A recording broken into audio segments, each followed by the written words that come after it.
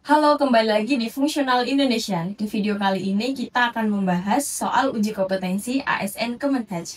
Namun sebelum masuk ke pembahasan soal, kita akan membahas kisi-kisi uji kompetensi ASN Kemenhaj. Baik, di sini kita akan membahas kisi-kisi dan soal serta pembahasan uji kompetensi Kemenhaj, Haji dan Umroh tahun 2026. Sebelum masuk ke pembahasan soal, kita akan membahas kisi-kisi uji kompetensi Kemenhaj, Haji dan Umroh. Yang pertama, regulasi haji dan umroh, menguasai undang-undang, peraturan pemerintah, peraturan Menteri Agama yang mengatur pelaksanaan haji, termasuk kuota, ongkos pembiayaan manasik dan mekanisme pendaftaran, serta regulasi umroh dan penyelenggara umroh PPIU. Yang kedua, manasik haji dan umroh. Detail prosedur ritual haji atau umroh, yakni ihram, tawaf, sa'i, wukuf, lempar jumroh, tahalul, dan sebagainya. Rukun dan sunnah haji atau umroh, serta kendala lapangan dan pelaksanaannya. Yang ketiga, manajemen pendaftaran dan keanggotaan jemaah, sistem dan prosedur pendaftaran calon jemaah haji atau umroh, verifikasi dokumen, pembagian kloter, penetapan keberangkatan, serta sistem antrian dan kuota. Selanjutnya kita masuk ke pembahasan soal uji kompetensi Kemenhaj. Soal 1, pemerintah menetapkan bahwa kuota haji internasional Indonesia untuk musim haji adalah 221.000. Jika rasio jamaah reguler dibanding jamaah ONH plus adalah 4:1, maka berapa jamaah ONH plus yang akan diberangkatkan? A. 42.200 jamaah, B. 44.200 jamaah, C. 46.000 jamaah, D. 48.000 jamaah, E. 40.000 jamaah. Jawaban yang benar adalah B. 44.200 jamaah. Pembahasan, rasio total sama dengan 4 tambah 1 sama dengan 5 bagian.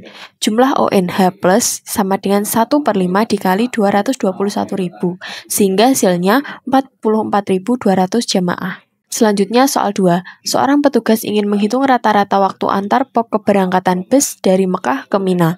Jika interval yang tercatat adalah 15, 12, 18, 14, dan 16 menit, maka rata-rata waktu antar keberangkatan adalah A. 12 menit, B. 13 menit, C. 14 menit, D. 15 menit, E. 16 menit. Jawaban yang benar adalah D. 15 menit. Pembahasan, jumlah seluruh interval sama dengan 15 ditambah 12 ditambah 18 ditambah 14 ditambah 16 sama dengan 75 menit, dibagi 5 sama dengan 15 menit sebagai rata-rata interval keberangkatan. Selanjutnya soal nomor 3. Dalam perencanaan akomodasi jamaah, petugas harus menyiapkan cadangan atau buffer sebesar 10% dari kapasitas normal. Bila kapasitas normal adalah 50.000 jamaah, maka kapasitas total yang perlu disiapkan adalah A. 50.000 tempat, B. 52.000 tempat, C. 53.500 tempat, D. 55.000 tempat, E. 57.000 tempat. Jawaban yang benar adalah D. 55.000 tempat. Pembahasan, buffer 10% dikali 50.000 sama dengan 5.000. Total kapasitas sama dengan 50.000 ditambah 5.000 sama dengan 55.000 tempat tidur untuk mengantisipasi kelebihan jamaah. Kemudian soal nomor 4. Seorang jamaah bertanya mengapa distribusi konsumsi di Mina dilakukan bergilir setiap hari. Alasan logistik yang paling tepat adalah A. Agar menu tidak monoton, B. Karena jadwal dapur umum diatur berdasarkan kloter, C. Karena sumber air, dapur, dan tenaga terbatas sehingga perlu pembagian waktu, D. Untuk menghemat biaya konsumsi jamaah dan petugas, E. Karena kebijakan pemerintah Arab Saudi terkait zona layanan. Jawaban yang benar adalah C. Karena sumber air, dapur, dan tenaga terbatas sehingga perlu pembagian waktu.